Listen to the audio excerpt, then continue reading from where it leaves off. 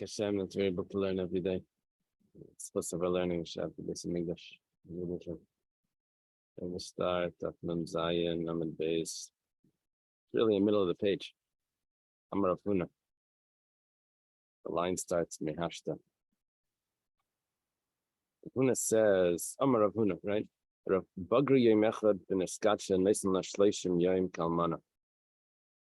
The Mishnah said that a woman that is when the man proposes to the woman, she gets 12 months from the proposal to, she can claim she needs 12 months to prepare for the wedding. And he can also ask for 12 months, so he could prepare. Rav Huna says that's only if she's a naira. She's under 12 and a half. If she's over 12 and a half, then she only gets 30 days. I guess the logic would be that she's already been expecting to get married because she's already reached maturity. Maybe she's been preparing already, even though she doesn't know who she's marrying, or maybe she's an arusa. She should have realized. She gets 30 days. Okay. Meisvei. Gemara has a question. Bagra. She reaches the maturity. Harehi kitzvua. That's like she's been proposed to. My love, kitzvua de basula. It must mean that when she reaches the age of maturity, that's considered that she's been proposed to. Now, a girl that's proposed to gets 12 months. Probably it's proposed to because she's a basula, and it's as if she's been proposed to. So she should really get 12 months from maturity, not 30 days. Says like it's like she's been proposed to as a widow. Now a widow only gets 30 days. So again, Rav Huna says that a woman that reaches maturity, then she's an arusa, so then she only gets 30 days to prepare for the wedding.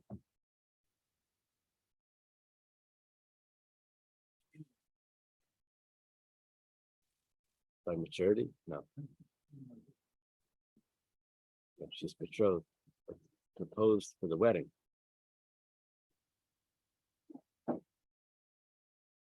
Yeah, we normally give 12 months, but not necessarily. Could be arusa for much longer. Could be the betrothal, could be when she's a child, and then the wedding is going to be when she's reaches maturity. It could be 6 years later. But Rav Huna says that if once she reaches maturity, she only gets a month. 1 second, we have a problem with it. It says it reaches maturity is like she's been proposed to, and we think being proposed to gives 12 months. That's a basula. Gemara says no, it's comparing it to being betrothed to by as an almana. She only gets 30 days, right? Tashima. In the words of Rav Huna, it looks like she's becoming an arusa after she reaches maturity, and she's only getting 30 days from the proposal. Actually, it doesn't say from the proposal. It doesn't say when.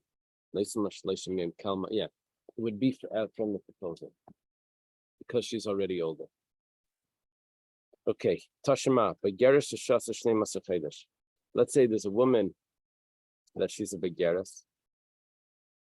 She's already 12 and a half. And she already waited 12 months from the, from the betrothal.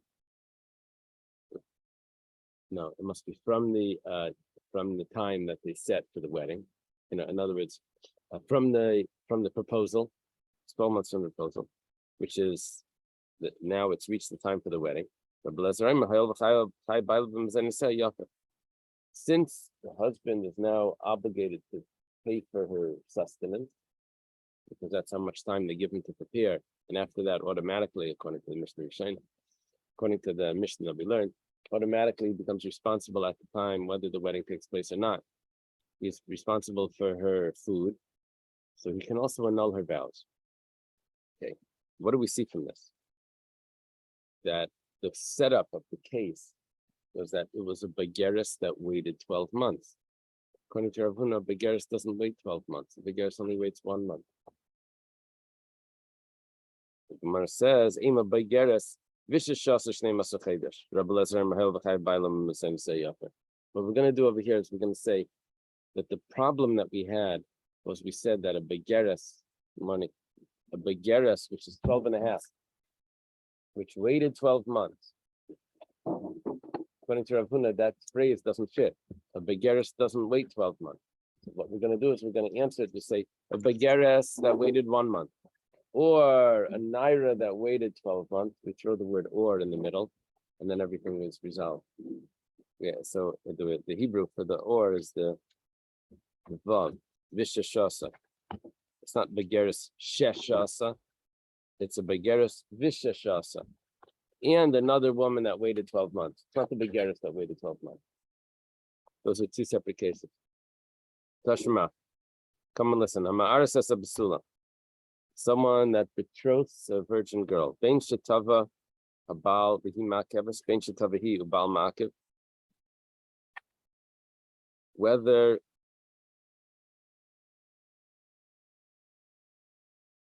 he proposed and she declined, or she proposed, sorry, she delays, and the husband delays, Makiv, he holds back from the wedding. Automatically, either way, she gets 12 months from the proposal, but not from the time of the betrothal. She gets 12 months from the proposal. Okay. So that 12 months we've been talking about the whole time. That's fine. Bagra, let's say she reaches maturity. Now she's 12 and a half. It's as if the proposal took place. She reaches maturity. She's already old enough to get married. That should be imagined that that's the proposal. No, she should have started preparing anyway. Ketzad, how does this work? Bagra Yemechad B'Neskadsha. If she's 1 day older than 12 and a half, and then the Erison takes place, we give her 12 months. Now, if you read this line, we have a huge question on Rav Huna. Rav Huna says that once she's a Begeris, she only gets 30 days. Here we say, how does this work? If she's a Begeris, she's 12 and a half, and she's betrothed, she gets 12 months. Clear contradiction on Rav Huna. Ula Arusa, and if she was betrothed already, then we only give her 30 days. Tifta de Rav Huna Tifta. It's a strong question on Rav Huna. Here we say that a Begeris gets 12 months. Well, you have to look at Rav Huna to see, because there was another phrase over here.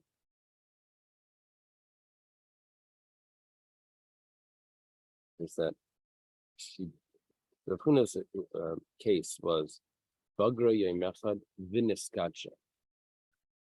She was 12 and a half in a day, and then she was betrothed. So in that case, she only gets, according to Rav Huna, she only gets 1 month to prepare for the wedding. The Brisa says, Bagra Yemechad, she's 12 and a half, and she's betrothed, she gets 12 months to prepare for the wedding, not 1 month, 12 months. Okay. However, Arusa, that's a woman that was betrothed already beforehand, then she only gets 1 month. It says, does she get 12 months or does she get 1 month? Amar Papa says, this is what's going on. When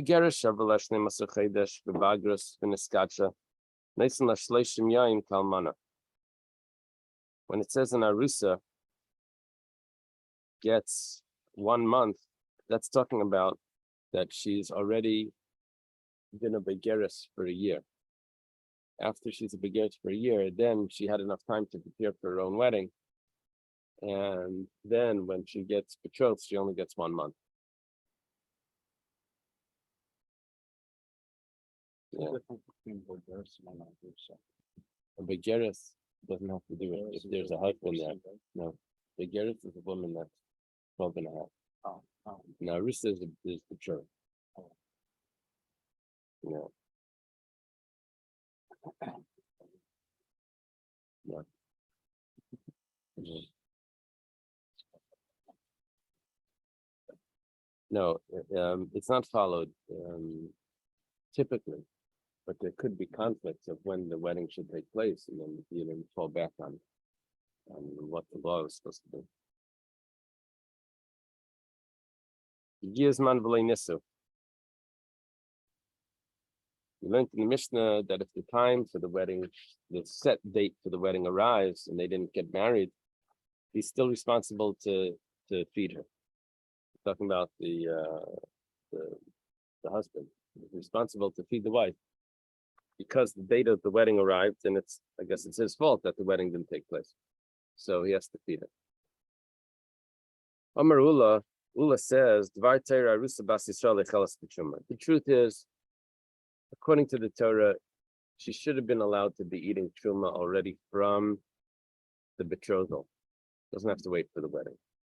Here we're learning that when the set date comes and he's responsible to feed her, he can also feed her truma if he's a kohen. Ula says that really they should have been feeding her truma from the very beginning, from the betrothal. She's already the wife. Kinyan kaspai. She's already acquired by the husband, and therefore she should be allowed to eat truma. Yes, slaves are allowed to eat truma. His wife can eat truma. He's the kohen. His wife is a bas Yisrael, let's say. She can eat truma. So why do we delay her eating truma until the date of the wedding? As well, maybe she'll be in the father's house, and he'll be there. He'll have brought his own wine, pour her a glass of wine. He didn't figure out that the women don't like wine, so he's just newly married. He says, "Taste my wine." She doesn't like wine. She passes it on to her brothers. You drink it. Now the brothers are not Kayanim. He's the Kayan. The husband's the Kayan. What's the penalty for them? If they eat truma, Wine. I think it's they definitely have to pay. I forget if Yisa B'dei Shemayim would be if they were coming, but we're not dealing with their tummy, just that they're a zar. I forget what it is. So it could be Yisa B'dei. It could be. No, Right. I don't get office. Worse. Ihachi, so the Gemara asks, but it doesn't fit with everything that we're learning here. Because what we're learning is that when the date arrives for the wedding, he's allowed to give her truma, but that concern still exists. If they didn't have the wedding yet, so then she's still in her father's house, and she could still serve the wine to her brothers or her sister. Gemara says, Hasam duchtami afallah. That case we're talking about, once the date for the wedding arrives, he already arranged for her a place to stay, and that's why she's not living in the father's house, and that's why this will be applicable. So there's a major detail there that's required, that he rented her a house. And if he didn't, then she can't eat truma. That's a huge caveat. Right.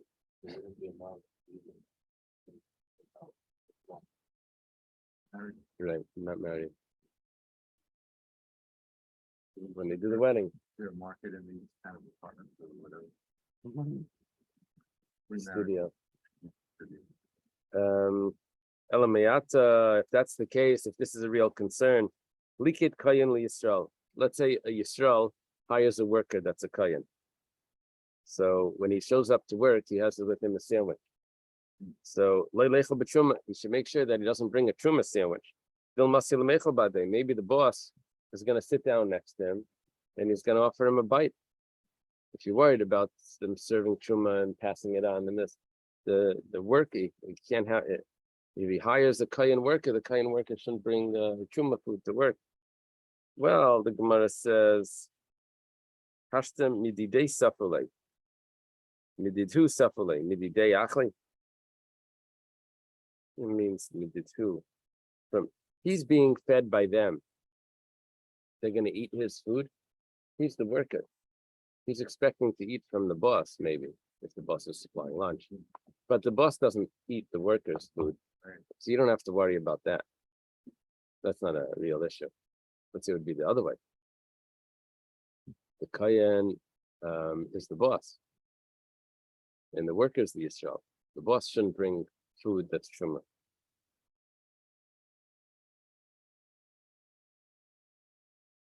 He must be careful. I think I saw that somewhere.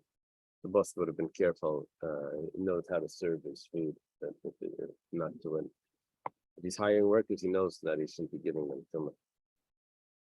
Okay.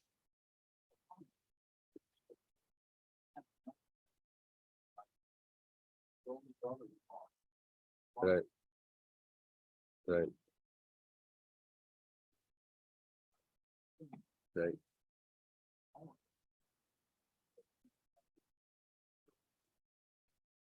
Right.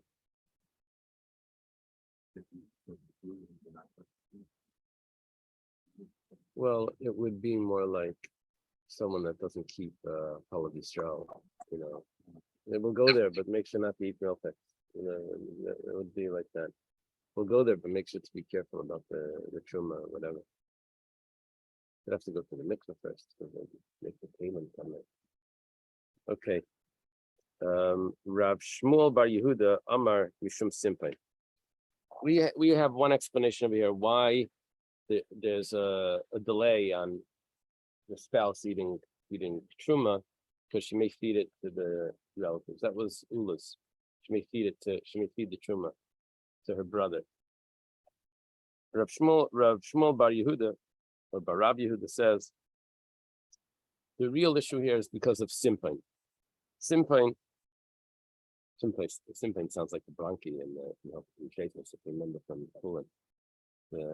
In the lungs, there's Simpainus. But apparently Simpain is a word that means that it's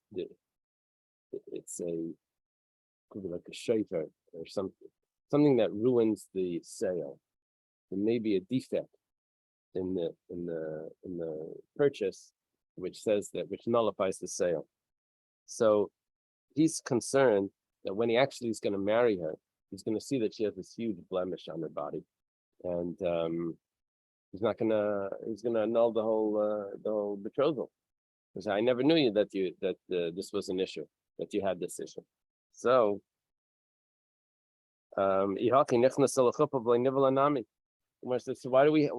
if that's the real issue here, what are we worried about? She's betrothed. She should really be allowed to eat truma. The problem is that the whole betrothal may get annulled when he sees that she has a blemish. If we don't want to feed her truma now, retroactively, it's all going to be nothing. So we have to wait for the wedding. Well, the problem is that, let's say the wedding took place, but he didn't consummate the marriage. So he still doesn't know if she has a blemish. But apparently over there, the halacha is that she's allowed to eat truma from the wedding. But he doesn't know if the issue is the blemish. He still doesn't know. So he says, well, over there, she was checked already. He checked her, and then he takes her to the wedding.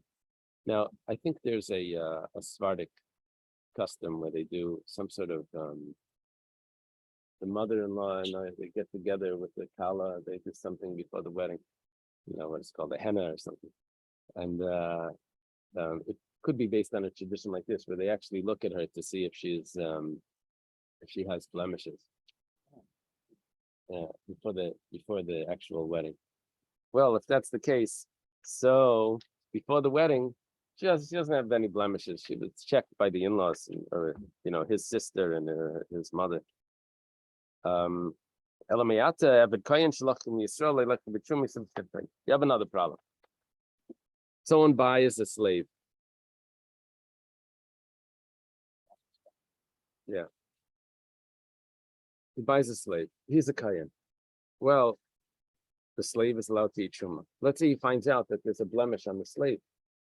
The slave's been eating truma, and then the whole sale is off because there's a blemish. Umar says, one second. Simply in Bavadim Laka. We don't care about blemishes on slaves. Says, look, If the blemish is external, it's on the outside, everyone can see it. Then the owner saw it already, and he agreed to the sale. Either gavai, if it's inside, if it's under his clothes. So the malacha kabay, he hired him for work. Doesn't care if he has, something under his clothing that no one can see. Nimtza ganavai kubaistus, kubustus. Let's say you find out there's a bigger blemish. Doesn't have to do with a birthmark or something.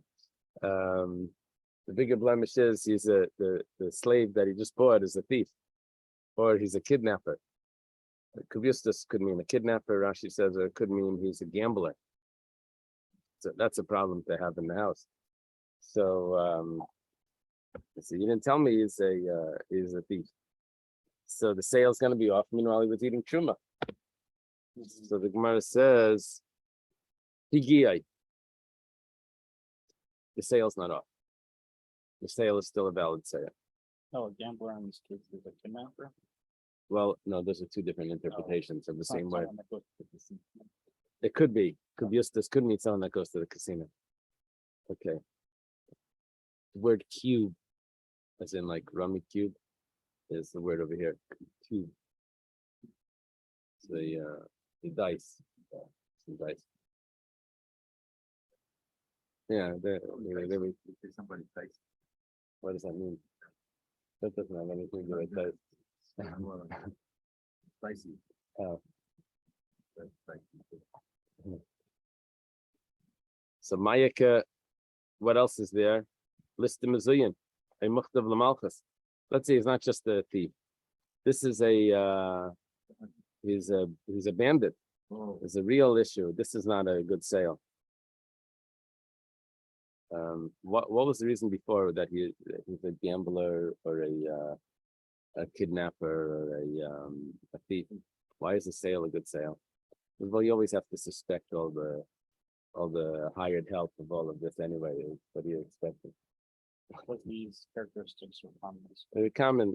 They know that it's trouble. You have to keep your things locked up. But keep a camera in the house. So, but if he's a listed Mizuyan, he's not scared of anything. He's an armed robber. That would be or if the government is looking for him, and he's wanted. So that's not going to be a good sale. The Gemara says, don't worry about that either, because Hanakala is low. If he was that type of person, then there would be a call. There would be rumors about him, and you would have already known that. Or his picture was in the photo. Right.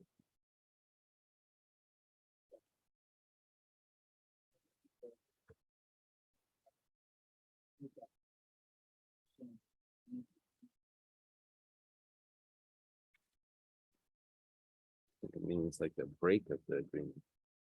I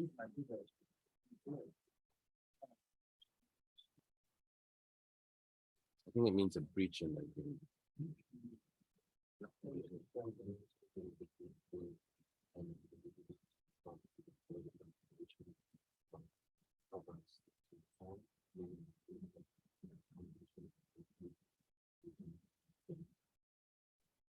In Hebrew, sometimes you have a word that it means one thing or the opposite, and then you never know what it means. But so apparently, it means the breaking of the agreement.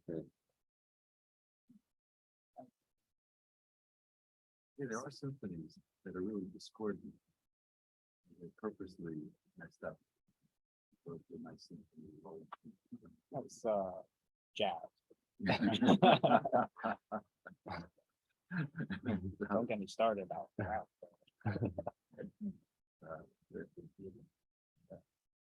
Michti, bein lamar le'afla. My binai. What's the difference in what the reason is why she's not allowed to eat the truma? She's not allowed to eat the truma until the date set for the wedding.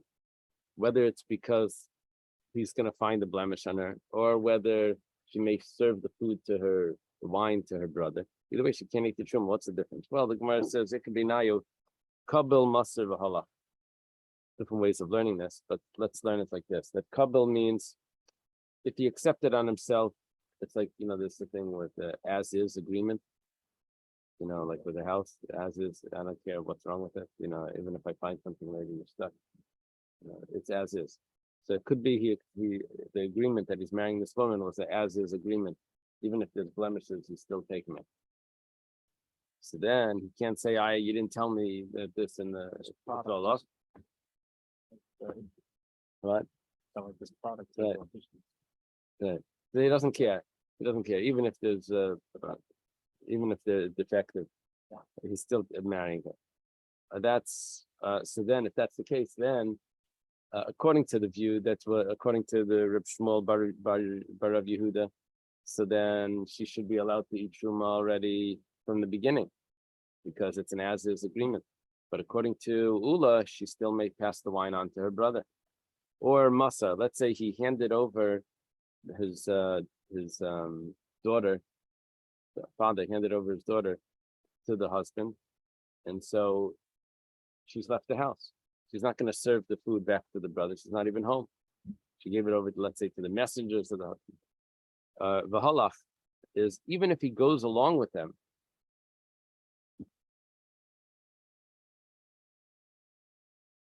or even if the messengers of the father go along with the messengers of the husband, that was another case we had, hands them over, messengers to messengers, even if they go along, but nevertheless, she's not back with her brothers to be able to serve them the food.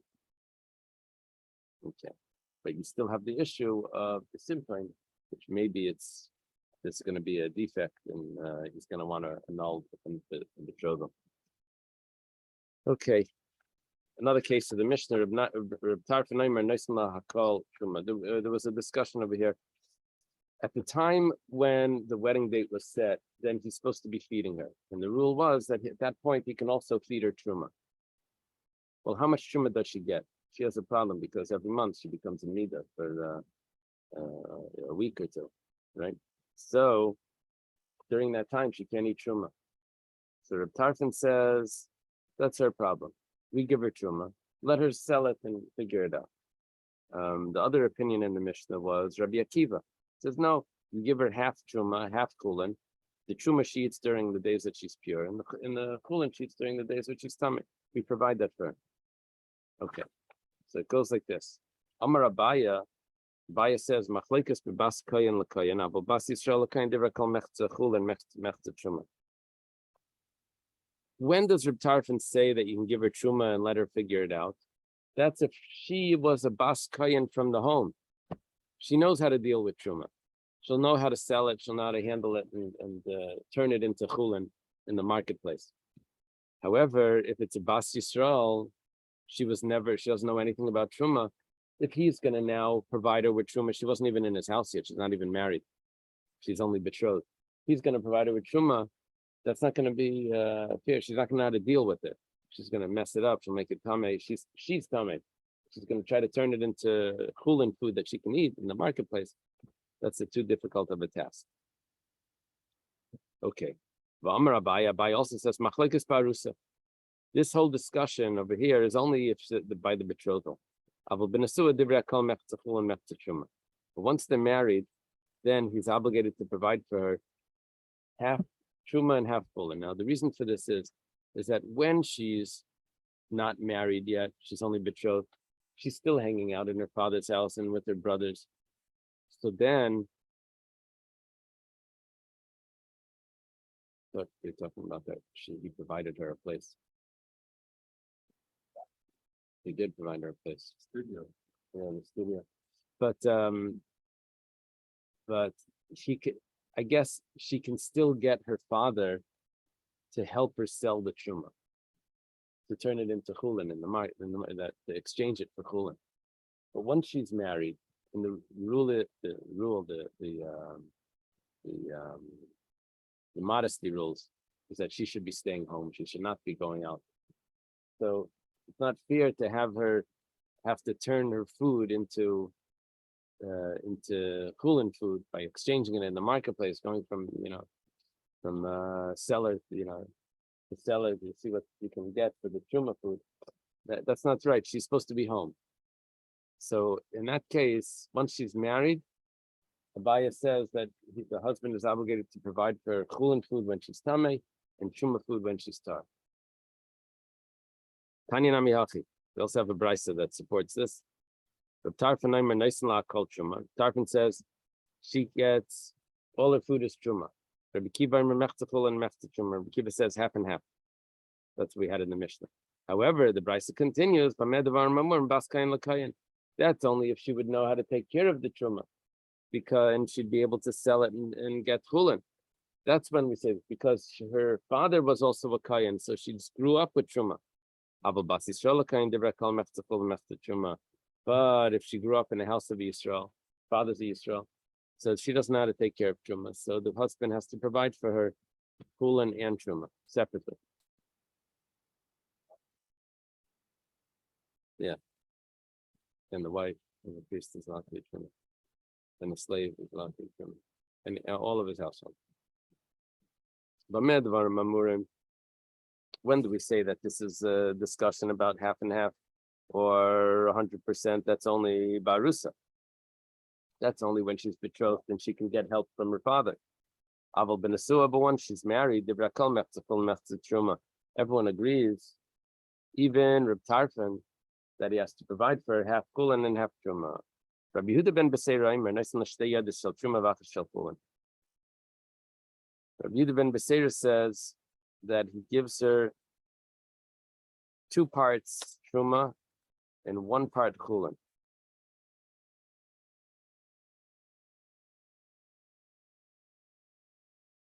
I think the explanation over here was that it's more expensive. Kulin is more expensive than truma because you have much more a larger market. Truma can only be purchased by a kayan, the only person that can use it. So you have a smaller market, so the price drops. So in order for her to be able to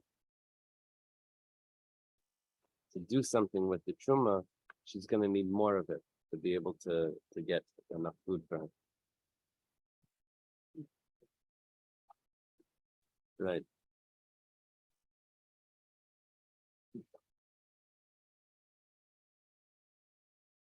The problem is, why does he say shtei yadis shel truma v'achas shel kulin?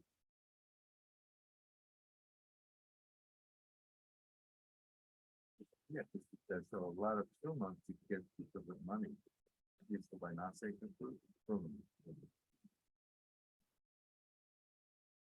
The problem is the v'achas shel kulin is not what I would want it to say. I would say shtei yadis shel truma. Rashi's girsa is nisim la truma kiflayim b'chulin, the double of chulin. What he's really saying is that he doesn't have to give her any chulin at all. He can really give her just truma, but he has to give her double the amount so that she should be able to sell it. Now, when Rashi explains that it is possible to get a better price for the truma, but that takes a lot of time. And if you want to get it sold, then you have to be able to lower the price. So if you want to be able to lower the price, then you're going to need more to be able to get. Lowering the price and getting it sold fast is not going to get her food unless she has a lot of it.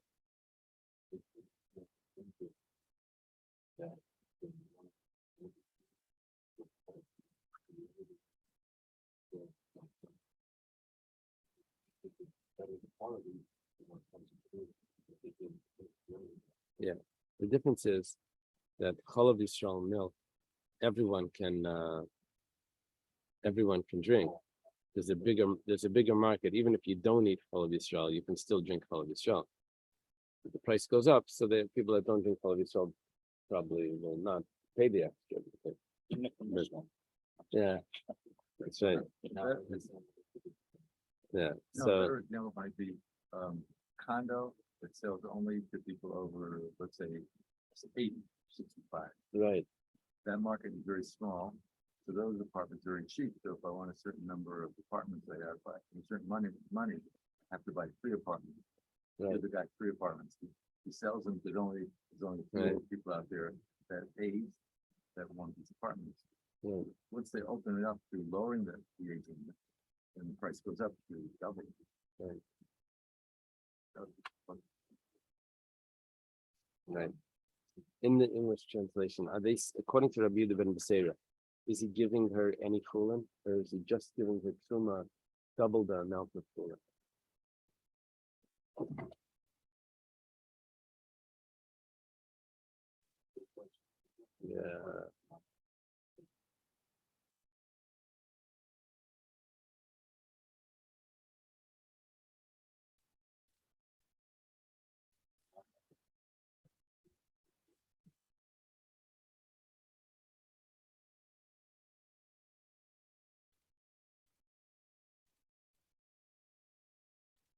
So the way they're explaining it here is that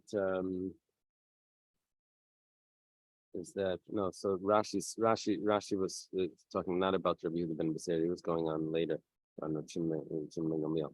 In Rabbi Yehuda ben Beseira, explanation would be that she would become a just for 1/3 of the month. So she only needs one part. It's much more simple than I was making it.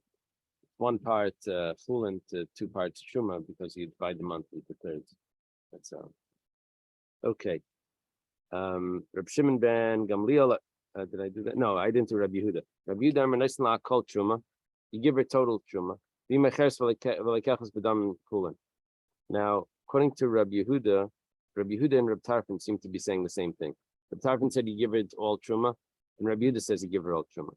However, there is a difference between them, because according to Reb Tarfon, you don't have to give her extra truma to be able to sell it, and according to Rabbi Yehuda, you do have to give her extra truma to be able to sell it and to turn it into chulin, that the amount that she needs. Yeah.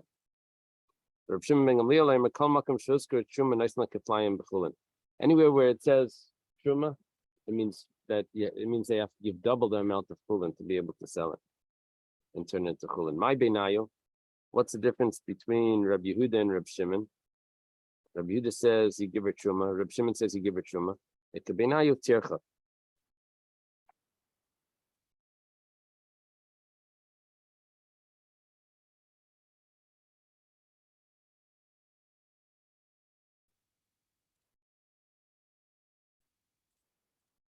How do they explain the tircha there?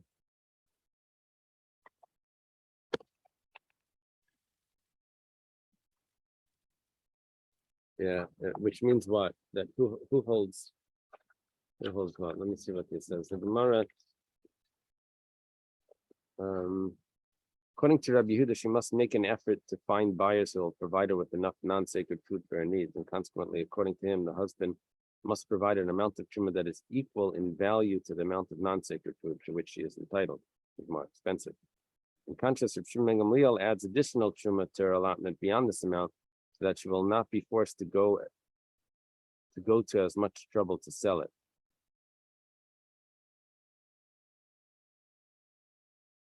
I thought that was the difference between tarfin.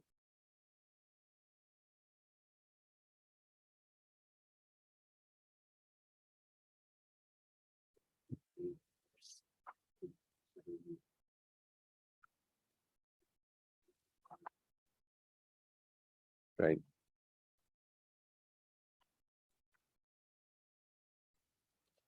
I'm not sure. We seem to have 3 opinions saying the same thing.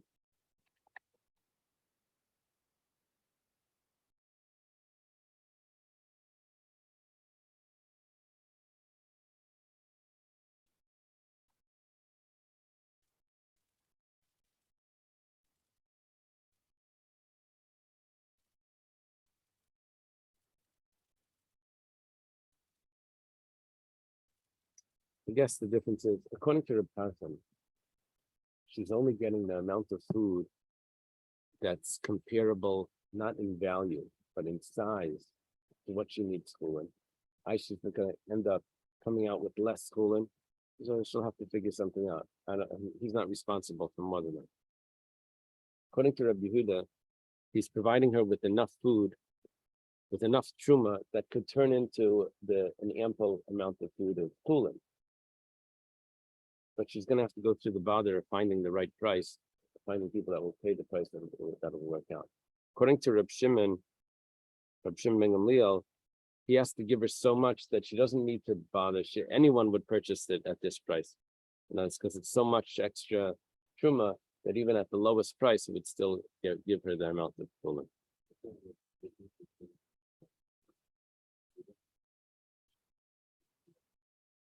Right, which means how much truma is giving her that she should be able to sell it without bothering finding people that will have to buy it.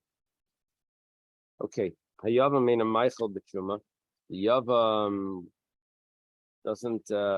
Let's say she was betrothed to the brother and he passed away, so she never really ate truma yet.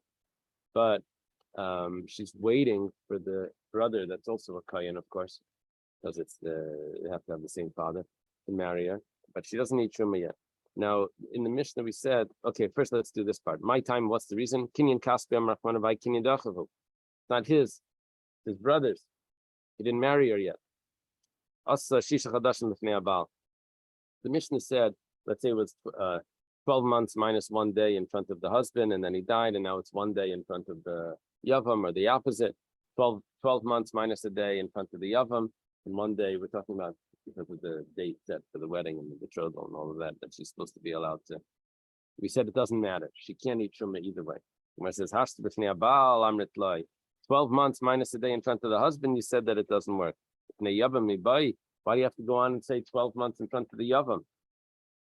Even 1 day in front of the yavam didn't help.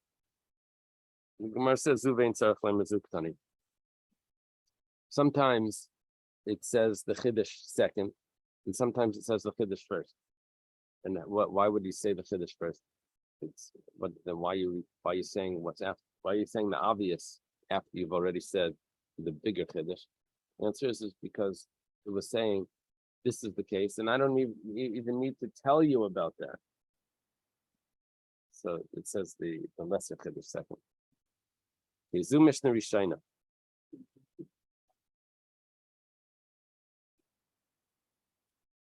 Yeah. Usually you say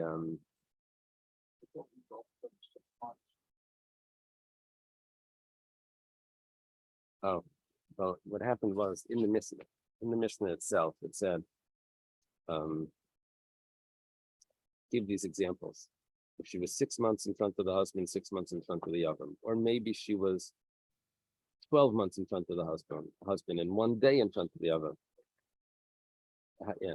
Or maybe she was a whole year in front of the yavam, but she was only 1 day in front of the husband. She doesn't need truma. So the Gemara was asking, why do you have to say a whole year in front of the yavam? 1 day in front of the yavam was already nothing. So it's 12 months in front of the yavam for sure is not. It says, well, it was just telling you, and I don't even need to tell you. Leishna this, leishna that. It doesn't. I don't even need to tell you those other things that for sure it doesn't work. Okay. Then we said that originally when the date was set, she's allowed to eat truma, even if the wedding didn't take place. But then we switched it. We said that only from the day of the wedding. My time, why did it get switched? Amar Ulavi, only from the actual wedding, not from the date of the wedding. Amar Ulavi, Tamer Rab Shimon ben Yehuda Mishum Simpan. Why do we switch it to the wedding, to the actual wedding? Because we were worried about that it may find a defect on her, and then the whole betrothal is off. The whole wedding is off, and then she would have eaten truma. So we switched the law from the date of the wedding, allowing her to eat truma, to the actual wedding, because we're worried that he may see a defect in it. Where it says, if we're going to accept Ula's opinion, remember, why did we say you have to wait for the date of the wedding? According to Ula, was because she may pass the wine on to her brothers. That's truma. If we wait for the date of the wedding, she's already going to have her own place. So the original law was because maybe she'll get the cup of wine and pass it on. Basraisa, the second law that they added on, that they said they have to wait for the actual wedding, was because of another concern that they came up with later, that maybe there's going to be a defect on her and he's going to annul the whole marriage. According to Shmuel Bar Yehuda, you have a problem. Why did we make the original law? Because maybe he'll find a defect. So why did we make the second law? Because maybe she'll find a defect. Maybe he'll find on her a defect in the whole. But it's the same thing. So what's switched between the first law and the second law? That the date of the wedding isn't enough. You have to wait for the actual wedding. It could be external examination. Question is, when the relatives check her, they don't do a real check. They see her. But But when he's gonna marry her, then he's gonna really see what's on her body. So the question is, originally they thought that that was enough, the relatives, and then they said no, it's not enough. He may find a defect that's gonna bother him, and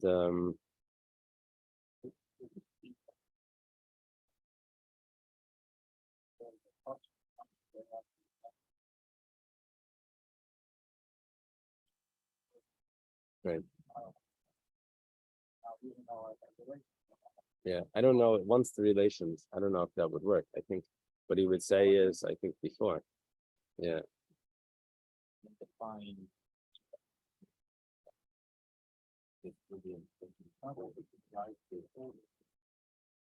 What was that? There was a Hemingway story with the birthmark. He got the, and, gave her a potion to get rid of the birthmark, and when it disappeared, she dies.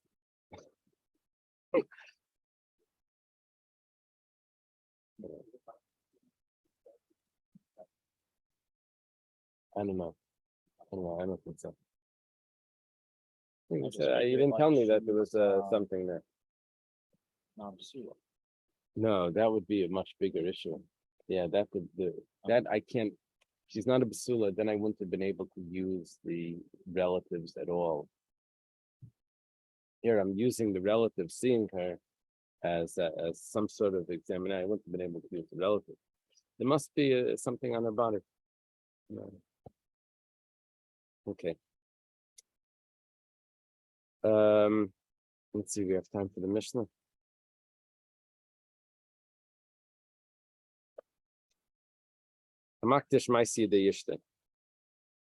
If someone consecrates, he sanctifies all of the products of his wife's work. Everything that she makes is like they're probably fighting. Everything that you make is going to the Beis Hamikdash, or maybe not. Maybe it's very generous. So harezu aisevay chelas.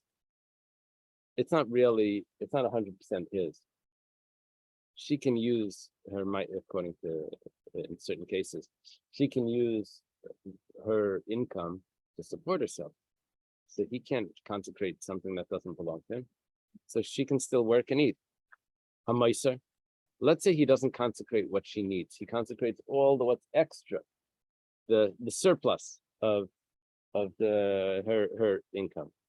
Meir says that it's hektish. Rabbi Sandler says that no, it's schooling. Yeah, this guy was writing a sefer about the Tanaim and Amoraim. I met him when he was visiting. Anyway, he was a very strong Kailo type person. He said that none of the Tanaim and Amoraim worked; they were all just learning. So it's what about Rabbi Yochanan Sandler? Sandler means he's a shoemaker. He says no. I found a commentary that it means it came from Alexandria. Sandler means Alexander. But really, they were all just learning with no jobs.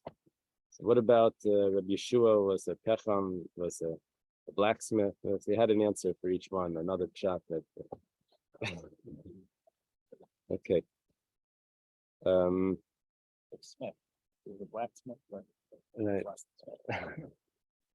Right, just the last name. Amar Rav Huna says, name of Rabbi Chili Shalom Labaila Inin Zainus Veini Yosef. A woman can tell her husband, you don't need to support me, but you're also not going to take my income. I can support myself. He holds that they're allowed to do this. Instead of eating off the same, he's going to support her and the income that she makes is going to go to the same bank account. No, she's allowed to say we're keeping separate bank accounts and I'll feed myself. Kasavar, why is she allowed to do this? Ki tekinu rabbanan mezayne. When the rabbis instituted that he has to support her, mezayne ikar. The food was the main thing that was instituted. And then they said that her income goes to him. Really, she's supposed to keep her income anyway. But because they instituted the food, which that's the most important thing, and why would they institute food? Just let her support herself. Well, not every woman has enough income to support herself. So they said that they instituted that the husbands need to support the wives. Yes, it's a biblical law. That the husband needs to support the wife. And then, because of that, they said that at least she should give him something. She should give him her income. If the main institution was just for her benefit, so that she should have food, so she can say, okay, I don't want the food. If it was the other way, if they said that her income needs to go to him, and in exchange of that, she gets food, so then she doesn't have the right to say that I don't need your food, because the main institution was that her income should go to him. But if the main institution was that the food should go to her, you can say, okay, I don't need that. And then the income doesn't go to him either. Meisvei.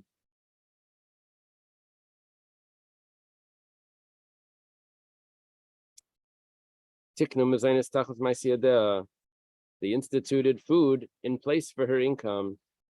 You see, what's the main institution? Her income. So how does she have the rights to just drop that? It was something that he was supposed to get. We switch it around. Okay, I think we should leave it over here. The lame Messiah. Okay.